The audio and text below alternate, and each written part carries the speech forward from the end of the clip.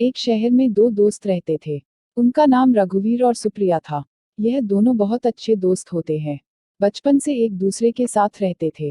रघुवीर बहुत आलसी होता है। रघुवीर कभी अपना काम टाइम पर नहीं करता, सारे काम सुप्रिया से करवाता था। सुप्रिया कर भी देती थी। रघुवीर को गाने सुनना और गेम खेलना बहुत पसंद था। और सुप्रिया पढ़ाई में बहुत होशियार होती है। सुप्रिया को पढ़ाई करना और रघुवीर से बातें करना पसंद था। इन दोनों के बीच कोई नहीं आता था, सब रघुवीर से डरते थे। ऐसे ही समय बीतता है और दोनों बड़े हो जाते हैं। रघुवीर के अंदर कोई सुधार न होता देख के रघुवीर के मम्मी पापा को बहुत चिंता रहती थी। डांटने पर सुप्रिया हर बार रघुवीर को बचा लेती थी। पर यह कब तक चलता, दोनों कॉलेज आ गए थे। रघुवीर एक क्लास पीछे था सुप्रिया से, क्योंकि रघुवीर फेल हो गया था। रघुवीर के पापा ने रघुवीर को बहुत सुनाया और रघुवीर कुछ नहीं बोलता, चुपचाप अपने रूम में चला जाता था। उतने में सुप्रिया आ जाती है और रघुवीर के पापा सुप्रिया से कहते हैं, बेटा अब तू ही इसे समझा। तब सुप्रिया रघुवीर के पास जाती है और रघुवीर को पढ़ाई करने के लिए बोलती है। सुप्रिया रघुवीर को कहती है, आगे तुमने पढ़ाई नहीं की तो मैं तेरी कोई हेल्प नहीं कर सकती। रघुवीर बहुत सीरियस हो गया था, पापा ने बहुत गुस्सा किया आज रघुवीर पर। रघुवीर ने सुप्रिया से कहा, यार मुझसे नहीं होती पढ़ाई। सुप्रिया कहती है, मैं तेरी हेल्प करूंगी, हम दोनों साथ में पढ़ाई करेंगे। तो रघुवीर मान जाता है और हर रोज दोनों पढ़ाई करते। सुप्रिया रघुवीर को पढ़ाई में पूरी मदद करती। अब रघुवीर का मन ना होने पर भी सुप्रिया के साथ पढ़ाई करता, क्योंकि रघुवीर कभी सुप्रिया का दिल नहीं दुखाना चाहता था। सुप्रिया रघुवीर को बहुत पसंद करती है, बचपन से ही, पर कभी कहती नहीं है, और रघुवीर भी सुप्रिया को बहुत पसंद करता है। बचपन से दोनों एक दूसरे को पसंद करते हैं, पर कभी एक दूसरे से नहीं कहते। दोनों डरते हैं कहीं हमारी दोस्ती खत्म ना हो जाए और एक दूसरे से दूर ना हो जाए। पर रघुवीर की मम्मी कभी कभी सुप्रिया को कहती रहती है, बेटा तू ही रघुवीर का ख्याल रख सकती है। तू मेरे रघुवीर से शादी कर ले, इस पागल को तेरे अलावा कोई नहीं समझा सकता है। रघुवीर तेरे अलावा किसी और की नहीं सुनता। रघुवीर की मम्मी सुप्रिया को पसंद करती है। सुप्रिया को शर्म आ जाती है। रघुवीर की मम्मी कहती है, हर रोज रघुवीर के पापा रघुवीर पर गुस्सा करते हैं। इतना सुनकर के सुप्रिया अपने घर चली जाती है, क्योंकि रघुवीर घर पर नहीं होता, अपने पापा के साथ कहीं गया होता है। किसी काम से एक दिन कॉलेज की तरफ से घूमने ले जाया जा रहा था। सुप्रिया रघुवीर से कहती है, हमें भी घूमने के लिए जाना है। तो रघुवीर कहता है, हाँ क्यों नहीं। सुप्रिया रघुवीर और सुप्रिया दोनों का नाम लिखवा देती है। दोनों अपने घर पर कहते हैं जाने के लिए, पर रघुवीर के पापा नहीं जाने देते रघुवीर को। उसके पापा डांटने लगते हैं, कोई काम अच्छे से करता है क्या जो यह कहीं जाए, पढ़ाई पर ध्यान तो है नहीं।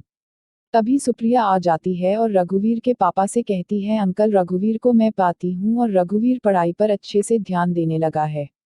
आप रघुवीर को मेरे साथ जाने दो, अब रघुवीर कभी फेल नहीं होगा, मुझे यकीन है।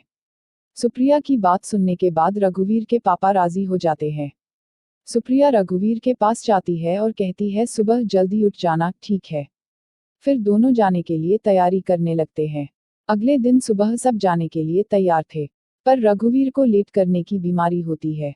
तभी सुप्रिया तैयार होकर आ जाती है रघुवीर के घर पर। रघुवीर अभी तक सो रहा होता है। सुप्रिया, रघुवीर कहाँ है?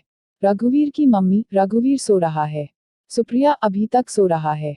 इतना कहे कि सुप्रिया रघुवीर के रूम में चली जाती है और रघुवीर को उठाने लगती है।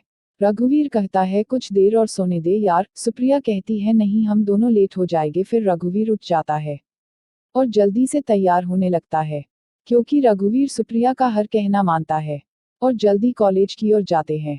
दोनों कुछ ही टाइम बाद कॉलेज पहुंच जाते हैं। कुछ देर और लेट करते तो सब निकल जाते। सुप्रिया रघुवीर को मारने लगती है, क्योंकि सब बस में बैठ गए थे, सिर्फ रघुवीर और सुप्रिया का ही इंतजार कर रहे थे। दोनों भी जल्दी से बस में बैठे जाते हैं, सब मौज मस्ती करते हैं और गाना गाते हैं। रघुवीर और सुप्रिया को सबसे पीछे की सीट मिलती है।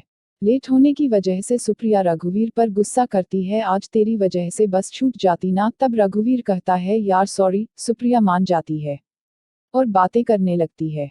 सुप्रिया को नींद आने लगती है और रघुवीर अपने फोन से गाने सुन रहा होता है।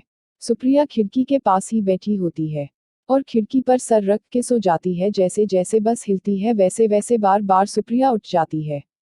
तब रघुवीर देख लेता है और अपने कंधे पर सुप्रिया का सर रख देता है। सुप्रिया रघुवीर के कंधे पर ही सो जाती है, तभी अचानक बस ब्रेक मारती है तो सुप्रिया रघुवीर को कस के पकड़ लेती है और रघुवीर को बहुत अच्छा लगता है। रघुवीर भी अपना हाथ सुप्रिया के कमर पर रख लेता है और दोनों एक दूसरे के करीब आ जाते हैं। सुप्रिया नींद में रघुवीर के गले के पास ही सुप्रिया के लिप्स लगने लगते हैं, तभी रघुवीर को कुछ कुछ होने लगता है। रघुवीर सुप्रिया को कस के पकड़ लेता है, सुप्रिया भी रघुवीर को पकड़ लेती है, ना जाने क्या होता दोनों को। रघुवीर भी अपने आप को संभाल नहीं सका, सुप्रिया इतना करीब आ गई थी। सुप्रिया और रघुवीर के लिप्स दोनों एक दूसरे के बहुत करीब आ जाते हैं और रघुवीर सुप्रिया को किस करने लगता है और सुप्रिया भी साथ देती है। दोनों एक दूसरे में खो जाते हैं। सुप्रिया को रघुवीर प्यार से अपनी ओर खींच लेता है और दोनों एक दूसरे को किस करते रहते हैं, तभी अचानक बस रुक जाती है और रघुवीर दूर हो जाता है। तभी सुप्रिया रघुवीर को अपनी ओर करती है पर रघुवीर कहता नहीं, फिर सुप्रिया भी दूर हो जाती है। अब दोनों एक दूसरे को देखने लगते हैं। रघुवीर कहता है, सॉरी वो सुप्रिया पता नहीं क्या हुआ। रघुवीर डरने लगता है, पर सुप्रिया रघुवीर के बोलने से पहले ही रघुवीर के लिप्स पर अपनी उंगली रख देती है और कहती है, जो हुआ अच्छा हुआ, मुझे अच्छा लगा।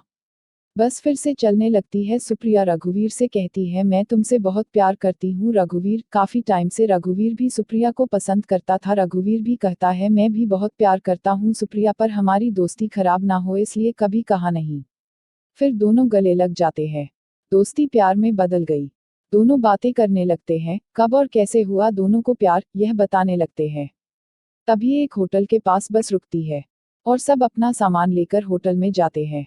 अपने अपने रूम लेने के लिए सुप्रिया और रघुवीर भी होटल में जाते हैं। तब सुप्रिया रघुवीर से कहती है, एक रूम ले लेना, मुझे तुम्हारे साथ रहना है। रघुवीर कहता ठीक है। रघुवीर एक ही रूम लेता है। लंबा सफर था तो रात को होटल में ही रुकते हैं सभी। सुप्रिया और रघुवीर अपना अपना सामान लेके रूम में चले जाते हैं। रूम बहुत शानदार होता है। सुप्रिया जाते ही नहाने चली जाती है और रघुवीर बैठा रहता है, अपने मोबाइल में गेम खेलने लगता है। तभी सुप्रिया आ जाती है। रघुवीर सुप्रिया को देखते ही रह जाता है। सुप्रिया रघुवीर के पास आ जाती है और कहती है, क्या हुआ? तो रघुवीर कहता, तुम बहुत सुंदर दिख रही हो। सुप्रिया शर्माते हुए कहती है, मैं तो सुंदर ही हूँ, जाओ नहाने लो। और फिर रघुवीर भी चला जाता है नहाने। रघुवीर नहाकर बाहर निकलता है और वो टॉवल में ही बाहर आ जाता है। रघुवीर भूल गया कि सुप्रिया भी उसके साथ है। सुप्रिया रघुवीर को देखने लगती है और रघुवीर के पास आ जाती है और रघुवीर को गले लगा लेती है। रघुवीर भी गले लगा लेता है सुप्रिया को। दोनों एक दूसरे को किस करने लगते हैं। रघुवीर कहता है, सुप्रिया क्या यह सही है? सुप्रिया कहती है, जो भी हो रहा सब सही हो रहा रघुवीर, आज तुम मुझे अपना बना लो, बहुत दिनों के बाद मुझे मेरा प्यार मिला है।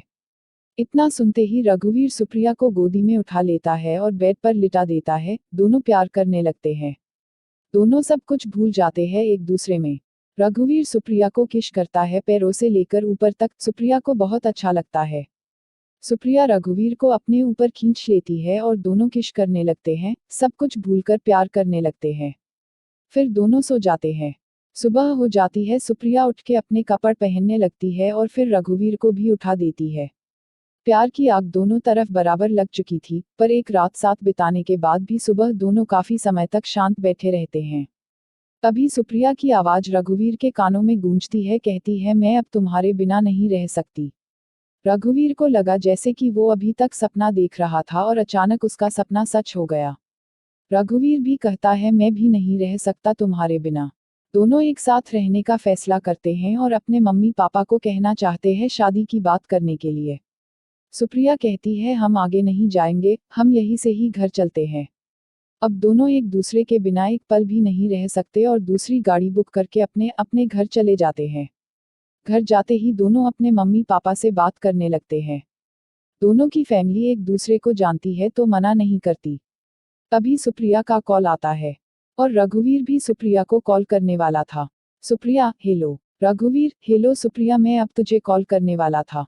सुप्रिया, चल झूठे। वीर, नहीं सच। रिया, छोड़ मेरे मम्मी पापा, हम दोनों की शादी के लिए हाँ कह दी। वीर, मेरे भी मम्मी पापा मान गए और शाम को अपने मम्मी पापा के साथ तुम्हारे घर आ रहा हूँ। रिया, जल्दी आना, मैं इंतजार करूंगी। फिर फोन रख देते हैं। दोनों बहुत खुश होते हैं।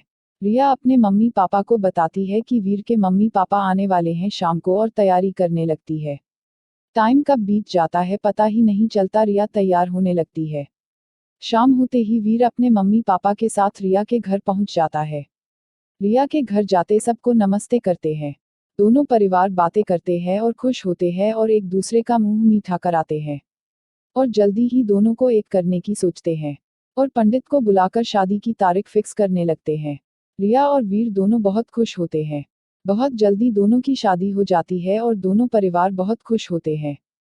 वीर और रिया दोनों हनीमून चले जाते हैं और कुछ ही महीनों में वीर और रिया की एक प्यारी सी बेबी होती है। दोनों बहुत खुश होते हैं। दोस्तों, रिया और वीर का प्यार किस्मत में था और इन दोनों का प्यार आज भी उतना ही है।